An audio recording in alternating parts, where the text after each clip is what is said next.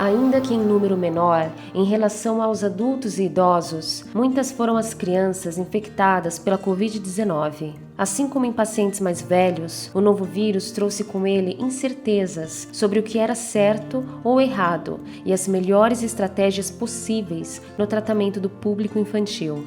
Nesta edição do Linete Drops, nosso entrevistado é o Dr. Vitor Horácio, do Hospital Pequeno Príncipe de Curitiba. Lá, a força da união das equipes e a disseminação de protocolos bem estabelecidos foram fundamentais na assistência aos doentes. Hoje, na primeira parte da nossa conversa, ele conta sobre os desafios enfrentados pela instituição no começo da pandemia. Confira. Basicamente, o que a gente teve com relação ao coronavírus, no início da pandemia, foram muitas dúvidas com relação a como ele se comportaria na criança.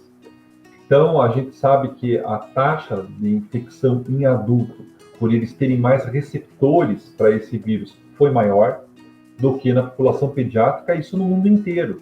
Então, o que a gente acabou tendo no começo? Foi a necessidade de criar um vínculo com a família, a fim de que juntos nós pudéssemos atravessar essa barreira inicial de tratamento da criança, que era um mundo desconhecido para todos. Então, era desconhecido o vírus e a manifestação dele na criança também. E o que deixou a gente muito preocupado no início foi que as crianças que vinham até nós no hospital eram crianças com paralisia cerebral, eram crianças que estavam fazendo quimioterapia, eram crianças com cardiopatia.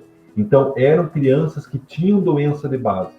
E, para nossa surpresa, né, um grupo que chamou muito atenção dentro da pediatria foram as crianças com obesidade. Então, é o grupo hoje que nos preocupa, porque foi um fator de risco que saiu na frente de outras situações que nos preocupavam também, que era a criança com quimioterapia, fazendo quimioterapia, a criança com doença cardíaca, a criança com paralisia cerebral, e de repente veio o obeso como um dado importante para a gente também. Nesse primeiro momento, foi a preocupação inicial, e depois acabaram aparecendo outras, como, por exemplo, como manusear essas crianças dentro de uma unidade de terapia intensiva.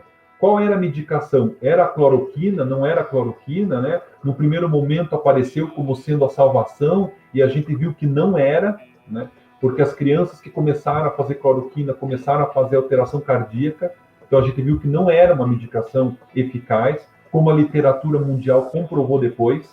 No segundo momento, a gente teve... aí começaram muitas notícias falsas com relação ao tratamento, usa ivermectina, usa nitazoxanida, e uma pressão por parte dos pais no sentido de utilizar essa medicação e que não tinha uma evidência científica. Então, você segurar a família frente a um vírus diferente, frente a notícias falsas na internet que faziam com que os pais muitas vezes quisessem que a gente adotasse, foi, eu acho, que o desafio principal no início dessa pandemia. Nós temos uma equipe muito engajada no atendimento da saúde da criança. E isso, ele não é só do ponto de vista médico, né? Ele é do ponto de vista dos enfermeiros, dos técnicos de enfermagem.